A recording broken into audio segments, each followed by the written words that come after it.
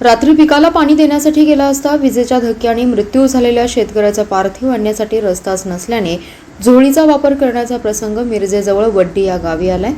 शेतकऱ्यांना दिवसा वीज पुरवठा व्हावा अशी मागणी होत असताना अंधारा रात्री जीव मुठीत धरून शेती करणाऱ्या शेतकऱ्याच्या मरण यातना मरणानंतरही संपत नाहीत याचीच प्रचिती यामुळे आली आहे।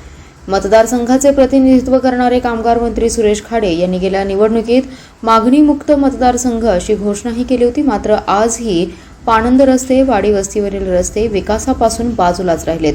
काल वड्डी येथे रात्री पिकाला पाणी देण्यासाठी गेलेले शेतकरी संतोष येसुमाळी यांचा विजेच्या धक्क्याने मृत्यू झाला। त्यानंतर पार्थिव शवविच्छेदनासाठी नेण्यात येणार होते। यावेळी घटनास्थळी शववाहिका रस्त्याअभावी पोहोचू शकत नव्हती, त्यामुळे पार्थिव झोळीतून तब्बल 1.5 किलोमीटर अंतर पार करून आणावं लागलं। त्यानंतर मुख्य रस्त्यापर्यंत ट्रॅक्टरमध्ये घालून पार्थिव आणण्यात आलं। त्यानंतर शववाहिकेतून रुग्णालयापर्यंतचा पार्थिवाचा प्रवास करावा लागला।